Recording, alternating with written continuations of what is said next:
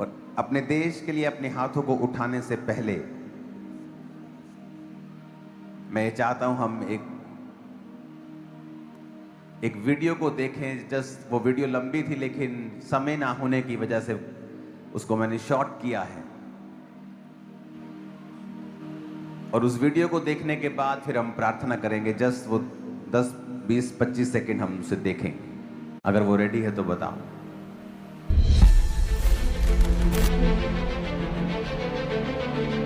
आने वाले समय में एकदम से इकोनॉमिक प्रेशर देशों के ऊपर पड़ेगा, एकदम से, लाइक सडनली, जस्ट सडनली 3-4 महीने में पूरी देश की परिस्थितियां चेंज हो जाएंगी। किस तरह से फाइनेंशियली ट्रबल्स देश फेस करेंगे मैं आपको बता रहा हूं, और वो आने वाला समय आसान नहीं लोगों के लिए, खासकर फाइनेंस में। ये 2023 की मीटिंग्स हैं, अभी भी यूट्यूब पे पड़ी हुई हैं, और फिर से उस प्रोफेसरी को दोबारा सुनेंगे, फर्स्ट वाली को। आने वाले समय में एकदम से इकोनॉमिक प्रेशर देशों के ऊपर पड़ेगा, एकदम से, लाइक सडनली, जस्ट सडनली 3-4 महीने में पूरी देश की परिस्थितियां चेंज हो जाएंगी। किस तरह से फाइनेंशियली ट्रबल्स इस समय दुनिया का सबसे बड़ा मुद्दा फाइनेंस का बन चुका है। मैं अमेरिका में था तो वहां बता रहे थे कि वहां पेट्रोल और डीजल की कीमतें डबल हुई हैं सीधा। अगर $2 का 1 गैलन आता था तो अभी $4 का है। ऑस्ट्रेलिया, न्यूजीलैंड, यूरोप कंट्रीज, सब जगह। इंडिया में पेट्रोल का प्रभाव इतना नहीं पड़ने दिया गवर्नमेंट ने जितना फॉरेन कंट्रीज में है। यहां पर भी है लेकिन डिफरेंट काइंड ऑफ प्रेशर है इंडिया में। लेकिन पूरी दुनिया में इकोनॉमिक जिस तरह का डिप्रेशन है, और जब अब इंडिया की इकोनॉमी पे जो फॉरेन इन्वेस्टर्स हैं वो इंडिया को छोड़ के जा रहे हैं, इंडिया का जो इकोनॉमी का बाजार है वो नीचे आया है बहुत ज्यादा, और परमेश्वर की आत्मा ने कहा था 2-3 महीने लगेंगे। ये वो टाइम था जब सारी दुनिया ओके थी, कुछ नहीं, कोई प्रॉब्लम नहीं थी, लेकिन परमेश्वर ने कहा था 2-3 महीने में ही ऐसा चेंज होगा कि सब बदल जाएगा। आज दुनिया बदल चुकी है।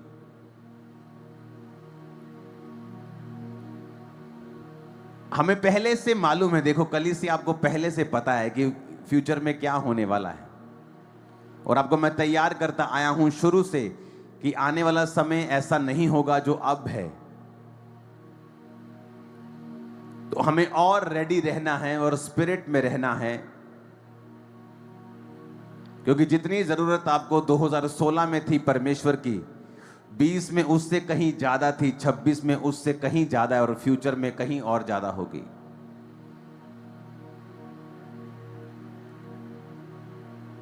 और जिस तरह का अभी इकोनॉमिक प्रेशर चल रहा है, आपको नहीं पता उसका इफेक्ट जो है वो मोस्टली मीडियम क्लास फैमिलीज और लोअर मिडिल इनकम पर होता है।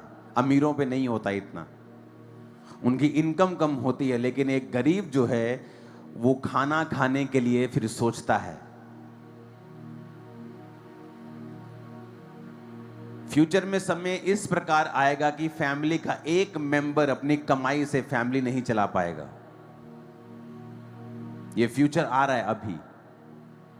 जितनी बातें मैंने आपको बताई आपने पूरा होते उसे देखा है। मैंने आपको करेंसीज के बारे में बताया है, और ये जब अब जो हो रहा है वो उसका एक जस्ट उसका एक विजन है। कंप्लीट प्रॉफिटिक कंप्लीट नहीं हुआ अभी वो होगा फ्यूचर में पूरा, और उसका रीजन युद्ध ही होगा। मैंने आपको शुरू से बताया।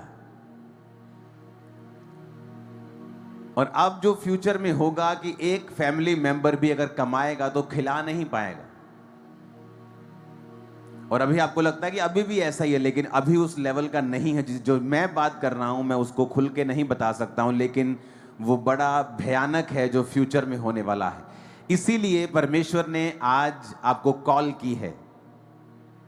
आज आप व्हाइट कपड़ों में आए हैं, आपको स्वर्गीय दर्शन परमेश्वर ने दिया है। तो आज जब हम इस टीचिंग को सुनेंगे, अपना ज्यादा ध्यान आज वचन के ऊपर रखना है, क्योंकि वचन ही है जो आज आपको मेनली डिलीवर करेगा, जो आज आपको ज्यादातर छुटकारा देगा, वो आज का वचन होगा आपकी लाइफ में। कि अगर हमें ये पता है कि फ्यूचर में क्या है, अगर हमें ये मालूम होता है, परमेश्वर की आत्मा हमें बताती है कि फ्यूचर में क्या आ रहा है, तो परमेश्वर का आत्मा फिर हमें तैयार भी करता है। कितने मेरी बात को समझ रहे हैं? संडे कौन कौन यहां पे था? हाथों को हिलाओ जरा। जो नहीं थे वो हिलाओ हाथों को। जो नहीं, यहां संडे नहीं थे, बहुत से लोग संडे नहीं थे। तो संडे की अगर आपने मीटिंग देखी होगी तो मैंने बताया था कि मुझे और मेरी वाइफ को सेम सपना, सेम प्लेन में सेम समय आया, जहां हमें मालूम हुआ कि हमारे प्लेन का जो लैंडिंग है वो इमरजेंसी हो रही है और एक ग्राउंड में हो रही है। और मैंने विजन, जब मैंने ये दर्शन, ये सपना देखा और सपना खत्म नहीं हुआ, मैं उसके बीच में 2 बार उठा भी, और जब मैं दोबारा फिर से सोया तो फिर वो सपना कंटिन्यू, जैसे वो परमेश्वर ने, जैसे पॉज नहीं करते हम, कंप्यूटर पॉज कर देते हैं कि हम थोड़ा पानी पी ले, पानी पी के फिर पॉज ऑन कर देते, फिर वहीं से चलता है। ऐसा था कि परमेश्वर दिखा रहा था, जब उठ गया तू, अच्छा रुक जा, जैसे ही आंखें बंद फिर वो सपना शुरू।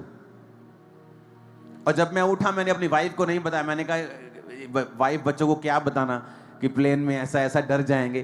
तो सेम मेरी वाइफ को भी सपना आया और इसने भी कहा कि चलो क्या बताना, उसने अपनी प्रेयर कर ली, मैंने अपनी कर ली। तो रेस्टोरेंट में जब हम बैठे थे तो मैंने कहा कि चला वो प्रेयर करते हैं फ्लाइट के लिए। तो मेरी वाइफ को तो सपना आया था, उसने तो मुझे बताया नहीं कि मुझे सपना आया है। तो वो कभी क्यों करनी है प्रेयर, क्या हुआ क्या हुआ, उसे लगता था कि क्या इनको भी कुछ सपना आया है क्या। तो वो अपने तरीके से पूछ रही थी, क्यों ऐसा आप कह रहे हो प्रेयर करनी होगी, उसे भी परमेश्वर ने बताया था। तो मैंने तब भी नहीं बताया और हमने प्रेयर कर ली। मैंने प्रेयर की, उसके बाद जब हम बोर्डिंग के लिए बैठे तो अनाउंसमेंट हुई कोई टेक्निकल गड़बड़ है। तो मैंने अपने टीम मेंबर को भेजा, मैंने कहा कौन सी गड़बड़ है, कोई इनके सॉफ्टवेयर में बोर्डिंग के टाइम कोई प्रॉब्लम हो गई है या इनके प्लेन में दिक्कत है। वो गया पूछने, तो उन्होंने कहा कि नहीं हम ये नहीं बता सकते, अनाउंसमेंट ही होगी। थोड़ी देर के बाद अनाउंसमेंट होने लग गई और जैसे ही अनाउंसमेंट हुई कि कैप्टन ने कहा है कि there is a problem in plane thrust, मतलब उसका इंजन थ्रस्ट जो प्लेन को ऊंचा उठने में सहायता करता है। जब इंडिया में प्लेन क्रैश हुआ था तो उसके थ्रस्ट में ही प्रॉब्लम आई थी, तब वो प्लेन नीचे गिर गया था, उसका थ्रस्ट नहीं ले रहा था प्लेन। तो जैसे ही उसने थ्रस्ट कहा, हम एक दूसरे की तरफ देखने लगे और उसने बोलना शुरू किया, मुझे सपना आया। मैंने बोलना, मैं कहा मुझे भी सपना आया। क्या देखा? मैंने ये देखा, सेम सपना। और इमेजिन करो, हमने प्रेयर की 8 घंटे, मैंने अपनी टीम को प्रार्थना करने के लिए बिठाया। प्रेयर माउंटेन के ऊपर फुल टीम, कम से कम 30, 40, 50 लोग प्रार्थना करने के लिए बैठे। 8 घंटे लगातार हमने प्रेयर की। परमेश्वर ने मुझे क्यों वो दिखाया? परमेश्वर ने मुझे वो दिखाया ताकि मैं उसके लिए प्रेयर कर सकूं और आने वाली डिस्ट्रक्शन से बच सकूं। कितने मेरी बात को समझ रहे हैं?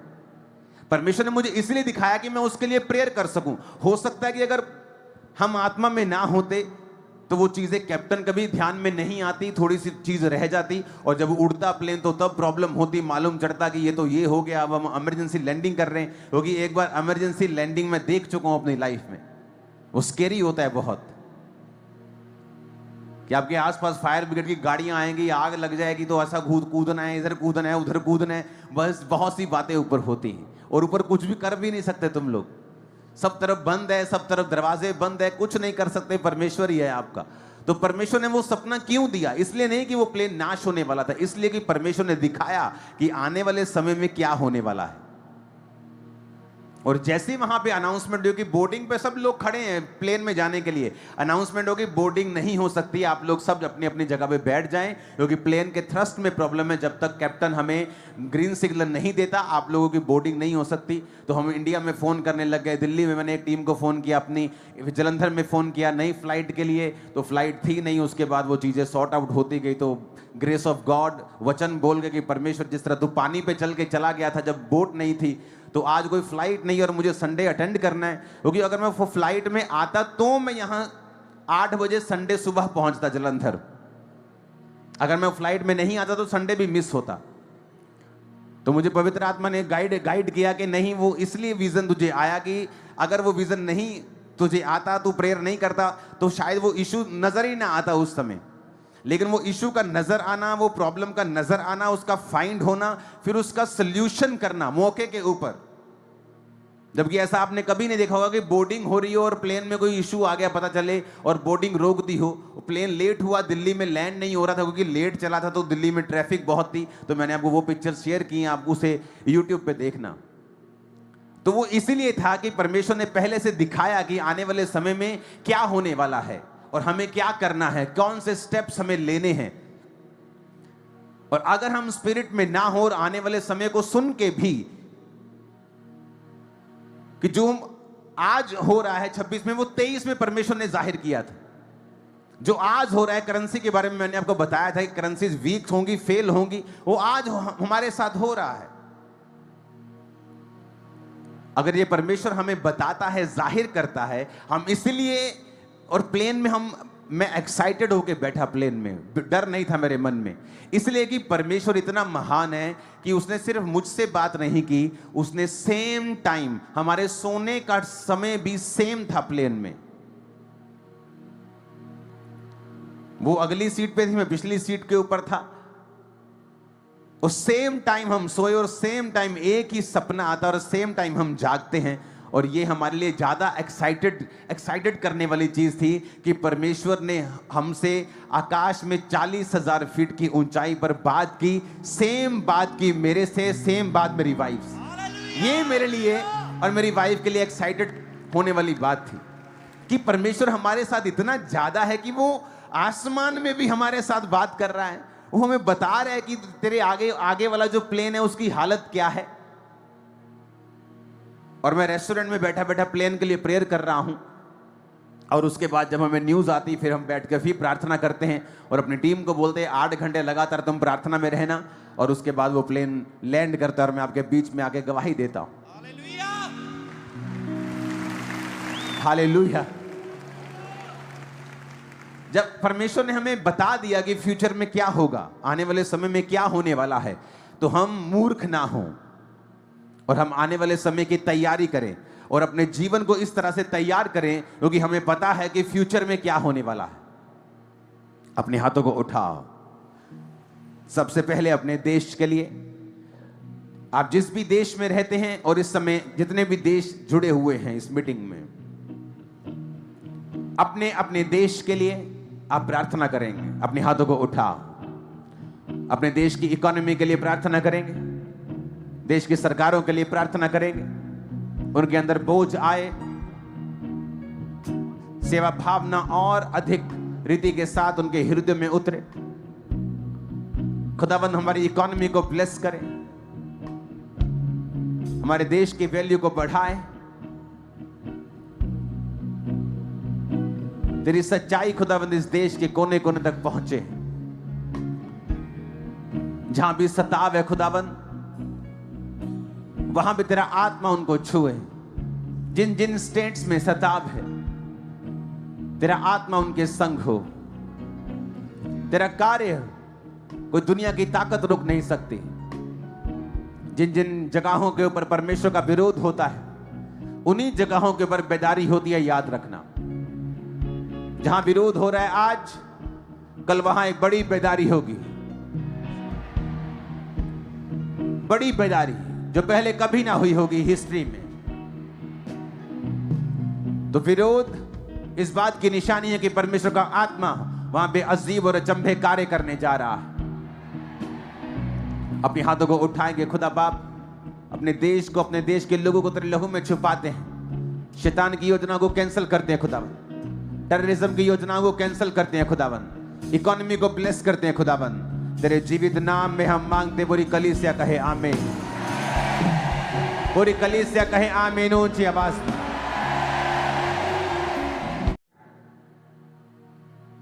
आने वाले समय में जो चीजें होने जा रही हैं आपकी लाइफ में, सिनेरियो जो देश में, पूरी दुनिया में हो रहा है, मैं क्रिश्चियंस को यह मैसेज देना चाहता हूं कि आपको अब सुधरना पड़ेगा, क्योंकि फ्यूचर ट्रबल से, मुश्किलों से, डिप्रेशन से, ऑपरेशन से, वो फाइनेंशियली है, वो मेंटली है, भरा हुआ है। दुनिया ने इतने गहरे इतने डार्क डेज कभी नहीं देखे होंगे, यहां तक कि वर्ल्ड वॉर्स में भी नहीं देखे होंगे, जो आने वाले समय में दुनिया देखने वाली है। और परमेश्वर ने इसीलिए आप पर जाहिर किया है। वो इसलिए आपको नहीं बता रहा कि वो आपको दुखी देखना चाहता है, वो या आपको वो मारना चाहता है, या वो आपको डराना चाहता है। नहीं, जब परमेश्वर ने मुझे दर्शन दिया प्लेन के बारे में मेरी वाइफ को, तो इसका मतलब ये नहीं था कि वो हमें डराना चाहता है या हमें नुकसान देना चाहता है। इसका मतलब ये था कि परमेश्वर हमें अलर्ट कर रहा था कि फ्यूचर में ये चीजें शैतान करना चाहता है, तुम्हें उसके लिए तैयार रहना है। तो मैं प्रेयर में था, प्लेन में हम प्रेयर में थे, टीम प्रेयर में थी, सब लोग हमने प्रेयर की और परमेश्वर ने उस चीज को रिवर्स किया। आपने कितनी बार ऐसा सुना है अपनी लाइफ में कि आप प्लेन की बोर्डिंग कर रहे हो और बोर्डिंग करने से आपको रोक दिया जाए और अनाउंसमेंट हो जाए कि कैप्टन ने थ्रस्ट में प्रॉब्लम को फेस किया है, इसलिए आपकी बोर्डिंग नहीं हो सकती है। बिग इशू है ये, आपको नहीं पता शायद।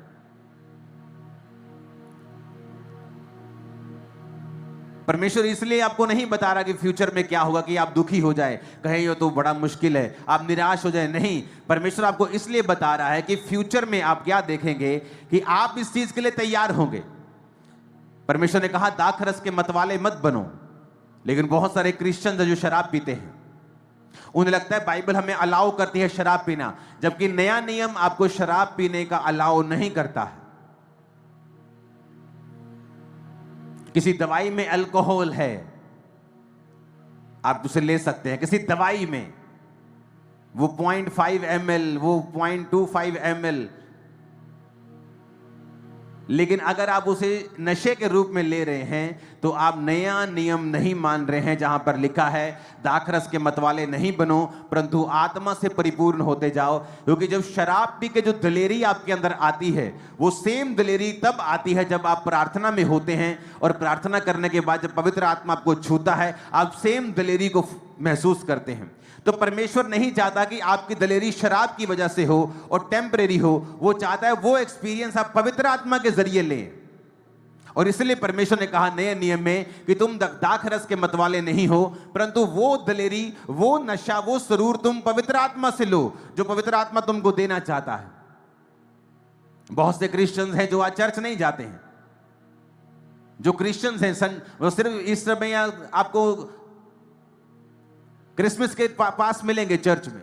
वो शराब भी पीते हैं, वो सब जगहों में भी जाते हैं, सब जगह सब काम वो करते हैं, और वो खुदा से प्यार भी करते हैं। वो प्रभु से प्यार भी, प्रभु की तरफ खड़े भी होंगे, लेकिन ये इनफ नहीं है, ये बहुत नहीं है, क्योंकि फ्यूचर डार्क है। और अगर आप नहीं इस मैसेज को समझेंगे और फ्यूचर में जब डिस्ट्रक्शंस शुरू होंगी, जब फ्यूचर में प्रॉब्लम शुरू होंगी, तब आप उसको अवॉइड नहीं कर पाएंगे। क्योंकि आपको पहले मैसेज दे दिया गया था कि अब जो तौबा नहीं की, तौबा कर लो पूरी तरह से, क्योंकि फ्यूचर में शैतान बड़े बड़े हथियार लेके बैठा है। अन्य जातियों के लिए तो लेके बैठा ही है, वो आपके लिए ज्यादा लेके बैठा है। क्योंकि परमेश्वर ने कहा मैंने तुमको चुन लिया है दुनिया में अपनी ग्लोरी को दिखाने के लिए, परंतु अब मैं तुम्हारे अधर्म का लेखा भी तुमसे लूंगा, क्योंकि मेरा चुनाव भी तुम थे, इसलिए मैं लेखा भी तुमसे ज्यादा लूंगा। ऊंची आवाज में हालेलुया बोलो जरा। अगर परमेश्वर हमें यह बता रहा है कि फ्यूचर डार्क है, आप इमेजिन भी नहीं कर सकते वो कितना डिप्रेस्ड है फ्यूचर, और जल्दी जल्दी सिचुएशन चेंज हो रही है। सून, टाइम नहीं लग रहा बिल्कुल भी, सब कुछ जल्दी जल्दी हो रहा है। और हमें यह ध्यान में रखना है कि परमेश्वर ने हम पे यह जाहिर इसलिए किया है कि इसलिए नहीं कि हम दुखी हो जाए, डिप्रेस हो जाए, अपने फ्यूचर की चिंता छोड़ दें, अपने बिजनेस को ना बनाए। नहीं, मैं आपको टेस्टिमनी देता हूं। जब कोविड स्टार्ट हुआ तो क्या हुआ पूरी दुनिया में, जो ठंडी मिनिस्ट्रीज थी, जिनको आत्मा से कोई लेना देना नहीं था, बल्कि वो आत्मा का विरोध करते थे। ये क्या 5 घंटे की मीटिंग है, ये क्या 6 घंटे की मीटिंग है, ये क्या वर्शिप भी करते रहते हैं, ये क्या तालियां बजाते रहते हैं, क्या आत्मा से भरते रहते हैं। परमेश्वर ने आत्मा सबको पिला दिया है, आत्मा सबको दे दिया है एक बार में ही, अब किसी की जरूरत नहीं है। आप देखो वो बहुत सी चर्चेस बंद हुई हैं कोविड के टाइम, बहुत सी चर्चेस। और खामरा चर्च जब चर्च क्लोज हुई, लोगों को लगा अब देखते हैं क्या होता है, अब देखते हैं खर्चे कैसे पूरे होते हैं, अब देखते हैं कैसे काम होते हैं, अब देखते हैं परमेश्वर का काम कैसे होता है। मैं आपको टेस्टिमनी देता हूं, कोविड के बाद इस चर्च का फाइनेंशियल स्टेटस 10 गुना ऊपर गया है कोविड के टाइम में। अपने पड़ोसी को बोलो, जब मुसीबत आती है, जब अकाल आता है किसी देश के ऊपर, तो परमेश्वर के लोग वहां चमकते हैं। ऊंची आवाज में कहो पड़ोसी से,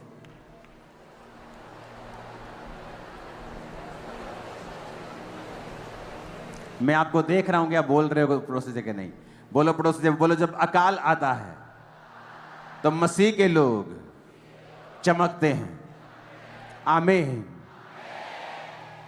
अब बाइबल में देखो, इसहाक जब अकाल में था तो वचन कहता है उसने 100 गुना फसल को देखा। अब जब उत्पत्ति 26 पढ़ते हैं, आप उसमें पढ़ो कि वो 100 गुना फसल को देखता है जब अकाल आया, जबकि लोग मर रहे थे, भैंसें मर रही थी, गाय मर रही थी, पशु मर रहे थे, खेती मर रही थी, लोग मर रहे थे, लेकिन वो नहीं मरा।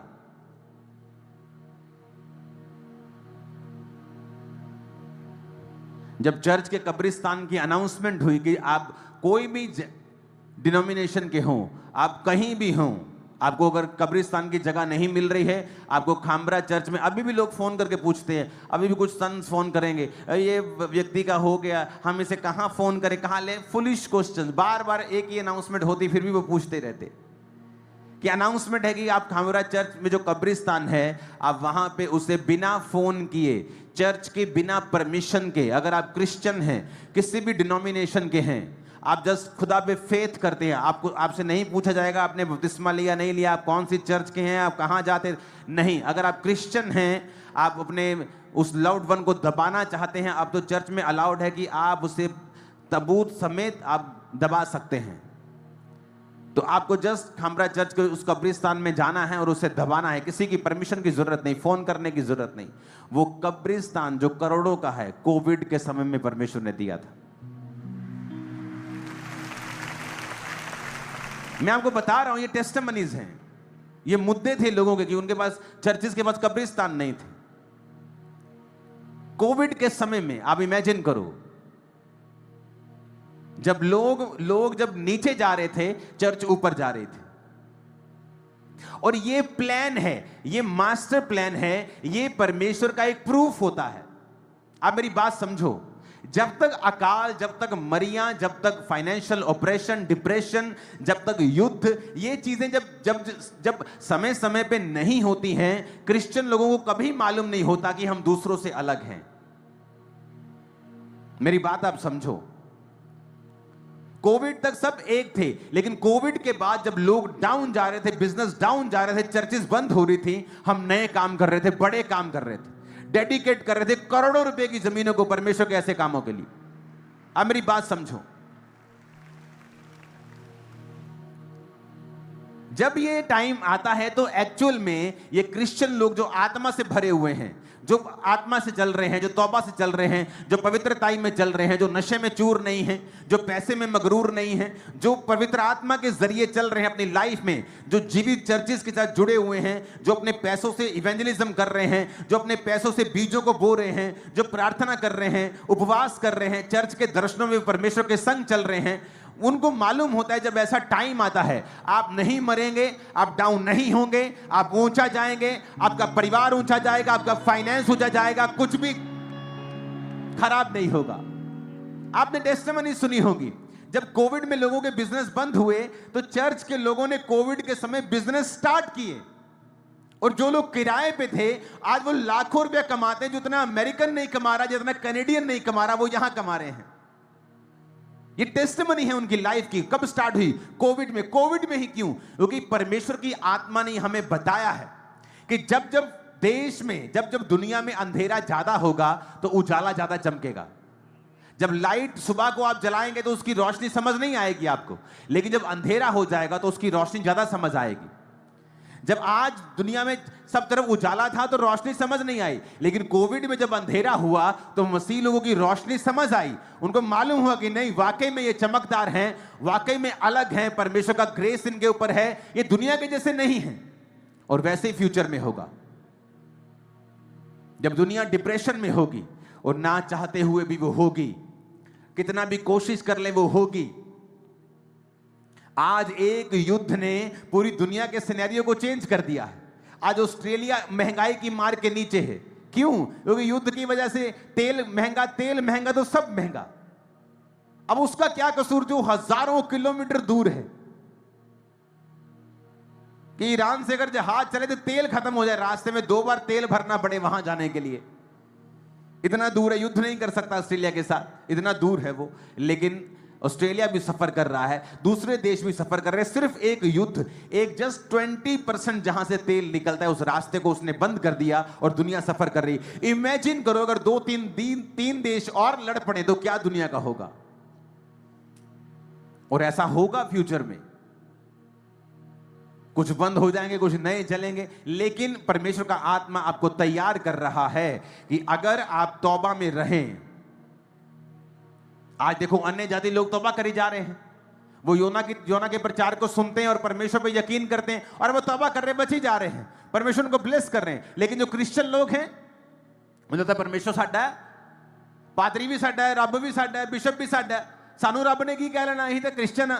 और वो ज्यादा कर्ज के नीचे, श्रापों के नीचे हैं, क्योंकि वो समझ नहीं रहे कि परमेश्वर ने कहा मैंने तुमको अगर चुना है, पहले चुना है, मैं अधर्म का दंड भी तुम्हें पहले दूंगा, मैं दुख भी तुम्हें पहले दूंगा, क्योंकि मैंने तुम्हें चुना था दूसरों पर अपने आप को प्रकट करने के लिए। मैंने तुम्हें चुना था कि तुम मेरी काम कर सको, मेरी ग्लोरी को दूसरे लोगों पर जाहिर कर सको, उनको बचा सको। पर तुम शराब में, व्यभिचार में, तुम अलग अलग तरह की जगहों में गए, तुमने वो सब किया जो इजरायली करते थे, इसलिए मैं तुमको दंड दूंगा और तुमको नीचा करूंगा। हालेलुया। परमेश्वर ने अपने लोगों को बोला मैं तुम्हें सिर बनाऊंगा। मोस्टली आप देखो दुनिया की बड़ी बड़ी कंपनीज के मालिक यहूदी हैं, क्रिश्चियंस हैं, क्योंकि वो सिर ठहराए गए। दूसरे देशों के लोग बोस्ट करते हैं मेरा बंदा वहां सीईओ है, मेरा बंदा वहां का, लेकिन वो सब काम करते हैं, लेकिन उसका हेड जो है, उसका जो मालिक है वो क्रिश्चियन है, वो यहूदी है। उसका वचन अगर आप समझ जाएंगे तो परमेश्वर अपने वचन को पूरा करेगा आपकी लाइफ में। और परमेश्वर आपको यह बता रहा है कि अगर अब हम तौबा के जीवन में नहीं चलेंगे, अगर अब हमने अपनी जिंदगी को नहीं बदला, अगर अब हमने अपने रास्तों को नहीं बदला, अगर अब हम वही ब्लू फिल्में देख रहे हैं, अगर हम वही लड़कियों के चक्कर में, वही शराब के चक्कर में, वही व्यभिचार, वही चोरियां, वही चकारियां, वही गालियां, वही क्रिश्चियन लोगों को मैंने गालियां निकालते देखा है, खासकर जो बड़ी बड़ी पदवियों के ऊपर थे उनको भी गालियां निकालते देखा है। इमेजिन करो, वो कह रहे हैं हम क्रिश्चियन हैं और मुंह से गालियां निकल रही हैं, एक दूसरे को मां बहन की गालियां दे रहे हैं। इसका मतलब आप नहीं समझ रहे हैं कि परमेश्वर का प्लान क्या है आपकी लाइफ में। और वो हमें पहले से बताता है, पहले से हमें चिताता है कि हमें क्या करना है और परमेश्वर का आत्मा हमसे क्या चाहता है। सबोपदेशक 9 उसकी 8 आयत में लिखा है, तेरे वस्त्र सदा उजले रहें, तेरे सिर पर तेल की घटी ना हो। उजले का मतलब तेरे वस्त्र वाइट रहें, उजले रहें। जब प्रभु यीशु मसीह पहाड़ पे थे और परमेश्वर के 3 चेलों के सामने परमेश्वर का जो वस्त्र था वो उजला हो गया, वाइट हो गया। क्यों वाइट? क्योंकि वाइट जो है, वाइट वस्त्र जो आपने डाला है, आपको मैंने वाइट वस्त्रों में इसलिए बुलाया है कि आप ये समझ सकें कि वाइट वस्त्रों का मतलब है धार्मिकता में जीवन को जीना। वचन कहता है कि जब यीशु मसीह ने एक एग्जाम्पल दी कि एक राजा ने जब अपने घर में शादी की तो अपने लोगों को न्योता दिया उसके अपने लोग कोई कहता मैंने बैल खरीदे, मैं उनको परखने जाता हूं, मैंने खेत मोल लिए, मैं उनको देखने जाता हूं, और कोई उसका अपना उस न्योते में नहीं आया। वो क्रिश्चियंस की बात कर रहा था कि परमेश्वर ने क्रिश्चियंस को चुना। आप बॉर्न क्रिश्चियन फैमिली से हैं, लेकिन जब न्योता आता है, आज मीटिंग पे चलते हैं, आज बपतिस्मा लेते हैं, नहीं, तुमको अपनी गर्लफ्रेंड से मिलने जाना है, तुमको शराब पीने जाना है, तुमको पार्टी करने जाना है, तुमको अपनी जॉब में जाना है, तो परमेश्वर ने कहा, उसने कहा अपने लोगों को जाओ, जबकि मेरे निमंत्रित लोग योग्य नहीं ठहरे, तो जाओ, चौकों में जाओ, बाजारों में जाओ, गलियों में जाओ और सबको उठा लाओ। तो वो गए और लूले, लंगड़े, कमजोर, गरीब सबको उठा लाए। वो गरीब और कमजोर अन्य जाति को दर्शाते हैं जो क्रिश्चियन नहीं थे। और लिखा जब वो सब खा रहे थे, तो जब राजा आया तो एक व्यक्ति जो विवाह का भोज खाते समय विवाह का वस्त्र पहने हुए नहीं था, तो राजा ने कहा, मित्र तू वस्त्र क्यों नहीं पहना? तो उसके बाद जवाब नहीं था, तो राजा ने कहा, इसको उठाओ और वहां डालो जहां रोना और दांतों का पीसना हो। अगर राजा ने गरीब लोगों को बुलाया था विवाह में, तो वो गरीब से क्यों एक्सपेक्ट करेगा कि वो विवाह का वस्त्र पहन गए? गरीब के पास तो पहनने के लिए पैंट नहीं है, क्योंकि राजा जब गरीबों को बुलाता था तो वो अपने वस्त्र, अपनी अलमारियां उन्हें देता था, क्योंकि राजा को मालूम था कि इनके पास वस्त्र नहीं है, तो ये राजा की अलमारी से वस्त्र पहनकर वो शादी में आते थे। तो वो व्यक्ति जिसने इतनी बेवकूफी की कि उसे मालूम था कि राजा ने उसे बुलाया है, यही बड़ा फजल है, राजा ने अपने कपड़े भी उसको दे दिए, यही बड़ा फजल है, लेकिन फिर भी उसने पहना नहीं, तो इसलिए राजा ने गुस्सा किया। तो इसमें दो मैसेज हैं, एक वो कि अन्य जातियों को परमेश्वर ने बुलाया, तो आपको बुलाया, इसका मतलब ये नहीं कि आप उस पर घमंड करें और आप कहें कि नहीं नहीं हमें तो परमेश्वर ने जी, देखो जी सानू तो अन्य जातियां तो चुन तो लिया, लेकिन बाइबल से ये भी लिखिया कि हुण तू भी अलर्ट रहे, ते वस्त्र नु पहन के रख, कपड़ियां नु पा के रख, अपने वस्त्रों को डाल के रखो, क्योंकि राजा तुम्हें चेक करेगा कि तुम योग्य नहीं थे मेरी विवाह के भोज में, तुम आओ, मैंने अपने अनुग्रह से तुम्हें अन्य जातियों को बुला लिया है, लेकिन क्या तुम विवाह के वस्त्र को पहने हुए हो या नहीं? और वस्त्र जो है वो पवित्रताई को दर्शाता है। इसलिए उसने कहा है कि जब याजक भेंट चढ़ाने के लिए जाएं तो जांघियां पहने, यानी लेगिस पहने नीचे, यानी उनके पजामे हो नीचे, ताकि जब वो भेंट चढ़ाने के लिए सीढ़ी से थोड़ा ऊपर चढ़े तो उनकी टांगों का नंगापन दिखाई ना दे। यानी नंगेपन को परमेश्वर वर्जित करता है। स्त्रियों के कपड़े ऐसे नहीं होने चाहिए कि आपका ऊपर का बॉडी का पार्ट दिखे। बाइबल ऐसा कहती है कि उसने हमें ऐसे कपड़े पहनने से मना किया है। याजकों को कहा कि तुम्हारा नंगापन दिखाई ना दे, ऐसा ना हो मैं तुम्हें मार दूं। नंगापन पाप को दर्शाता है। इस हवा और आदम ने जब पाप किया तो उसने कहा हम नंगे हैं। नंगापन पाप को दर्शाता है। और जब परमेश्वर कपड़ों की बात करता है, प्रकाशित वाक्य 7 उसकी 9 में लिखा है, इसके बाद मैंने दृष्टि की और देखो हर जाति, कुल, लोग, हर जाति, कुल, हर एक कुल, लोग, हर भाषा में से एक बड़ी भीड़ जिसे कोई गिन नहीं सकता, सफेद श्वेत वस्त्र पहने, क्लॉथ्ड विथ व्हाइट रोब्स, हाथों में खजूरों की डालियां लिए सिंहासन के सामने, मेमने के सामने खड़ी। प्रकाशित वाक्य 19 उसकी 8 में लिखा है, उसको शुद्ध और चमकदार महीन मलमल पहनने का अधिकार दिया गया, क्योंकि उस महीन मलमल का अर्थ पवित्र लोगों के धर्म के काम है। प्रकाशित वाक्य 7 उसकी 13 से 14। इस पर प्राचीनों में से एक ने मुझसे कहा, ये श्वेत वस्त्र पहने हुए कौन हैं? कहां से आए हैं? मैंने उससे कहा, ये स्वामी तू ही जानता है। उसने मुझसे कहा, ये वो हैं जो उस महाकलेश में से निकल के आए हैं। इन्होंने अपने अपने वस्त्र मेमने के लहू में धोकर सफेद किए हैं। आमीन बोलो ऊंची आवाज।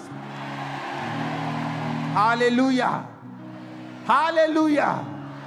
कुछ कहना चाहता है कि ये वाइट वस्त्र पवित्रताई की, धर्म के कामों की, लहू से धोए हुए लोगों की निशानी है। वाइट वस्त्रों का मतलब है अपना जीवन पाप में मलिन नहीं करना है, गंदा नहीं करना है, शैतान के कहे के अनुसार नहीं चलना है, क्योंकि आने वाले समय में जो रियल डिप्रेशन ऑपरेशन का टाइम आ रहा है, जो लोग पवित्रताई में होंगे, प्रार्थना में होंगे, परमेश्वर के साथ जुड़े हुए होंगे, आप और अधिक चमकेंगे, नेक्स्ट लेवल तक चमकेंगे, सेवकाइयां नेक्स्ट लेवल तक चमकेंगी। आप इंडिया में, इंडिया के बड़े बड़े लोगों में अब चर्चिस को शामिल होता फ्यूचर में देखेंगे। मैं आपको फिर कह रहा हूं, परमेश्वर ऐसा होने देने वाला है और ये ऐसा होगा और आप देखेंगे और ग्लोरीफाई करेंगे खुदा के नाम को। आमीन। ऊंचा चर्च, हालेलुया, हालेलुया। और जैसे जैसे ऐसा समय आएगा, खुदावंद अपने लोगों को शाइन कर देगा। और जो बरकत कोविड के समय चर्च पे उतरी, वो बरकरार रही, कम नहीं हुई। वो वैसे ही है, आज तक वैसी है। वो ग्रेस आज तक वैसी है। हमने वैसी ग्रेस पहले 2020 के पहले इस मिनिस्ट्री पे कभी नहीं देखी थी जो 20 के बाद देखी। याद रखना, जब डिप्रेशन का समय आएगा, ऑपरेशन का समय आएगा, मानसिक तनावों का लोगों के ऊपर समय आएगा, आप क्रिश्चियन लोगों को अब से अधिक 10 गुना चमकता हुआ देखेंगे। आप सरकारी, गैर सरकारी, सेंटर या किसी भी स्टेट हो, आप क्रिश्चियन लोगों को बड़ी पदवियों के ऊपर देखने वाले हैं फ्यूचर में। आप देखेंगे परमेश्वर का आत्माओं ने मेजर रोल देगा लोगों को, क्रिश्चियंस को, पास्टर्स को, सरकारों के अंदर एक मेजर रोल दिए जाएंगे सुधार करने के, काम करने के, सलाह देने के। आप देखें फ्यूचर में बड़े काम होने वाले यीशु मसीह के नाम में। आप देखना क्या होता है, आप देखना क्या होता है। समय आने वाला है, तैयार रहो, तैयार रहो। अब 2 तरह के मैसेज हमारे बीच में थे। एक योना ने दिया निनवे में और एक आमोस ने दिया, एक योएल ने दिया, लेकिन क्रिश्चियन लोगों ने उनकी बात नहीं सुनी और थोड़े ही सालों में इतना बड़ा भूकंप आया और फाइनेंशियल कंडीशन जो टॉप पे थी वो जमीन में गई, पूरा देश का नाश हुआ, महंगाई आई, बहुत सी चीजें उनके साथ हुई जो होनी नहीं चाहिए थी। बाइबल कहती जो स्थिर है वो ध्यान रखे गिर ना जाए। दाऊद तब गिरा जब वो अपनी लाइफ की टॉप पोजीशन पे था। युद्ध करने के लिए जाना चाहिए था, रिलैक्स हो गया, महल में टहल रहा था। युद्ध के समय में राजा महल में टहल रहा था, युद्ध करने के लिए लोगों को भेजा। हमें लगता है कि सब कुछ ठीक है, मेरा फाइनेंस सेट है, मेरी बॉडी सेट है, मेरे बच्चे सेट हैं। तो लिखा अगर तू स्थिर है तो उसमें डर, परमेश्वर का डर मान, फियर मान, उसके भय में चल, घमंड ना कर, पाप ना कर, शैतान को खुश ना कर, क्योंकि चीजें बदलते समय नहीं लगती हैं।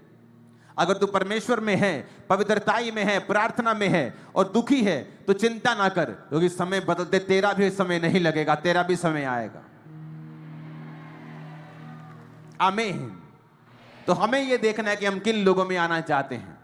वो लोग जिन्होंने तौबा कर ली, राजा से लेके नीचे तक टाट ओढ़ लिया, राज के वस्त्र उठाकर पूरे मन से तौबा की, पाप को माना, पश्चाताप किया, अपने आप को हम्बल किया, अपने बच्चों तक को फास्टिंग में रखा, रियल तौबा की और परमेश्वर ने उन्हें बचाया। और बाइबल कहती है परमेश्वर जो दुख उन पर देना चाहता था, परमेश्वर ने अपने मन को बदल लिया, परमेश्वर ने इस प्रोफेसी को चेंज कर दिया। और योना इस नबी इस बात से नाराज हुआ कि प्रभु तूने उनका नाश नहीं करना था, मुझे भेजा ही क्यों? तो परमेश्वर ने उसे भी सिखाया अलग अलग तरीकों से, बाइबल में पढ़ लेना। उसमें पेड़ उगा रातों रात, ठंडी हवा उसे लगी, परमेश्वर ने कीड़े को भेजा, पेड़ सूख गया, फिर उसको घाम लगा, लू लगी, तो वो प्रभु से शिकायत करने लगा। और प्रभु ने कहा जिस पेड़ के लिए तूने परिश्रम नहीं किया उसके लिए तू दुखी हो रहा है। और वहां पे 1.25 लाख लोग, उनके पालतू जानवर, अगर वो मेरे सामने मन फिरा रहे हैं और दीन हो रहे हैं, मैं उनको नाश होने से क्यों ना बचाऊं? परमेश्वर आज भी आपको यह मैसेज दे रहा है। व्हाइट वस्त्रों का मतलब अपने जीवन को शुद्ध रखना, संसार की चीजों से शुद्ध रखना, लोगों की मलिनताओं से शुद्ध रखना। हालेलुया। ऊंची आवाज में कहो हालेलुया।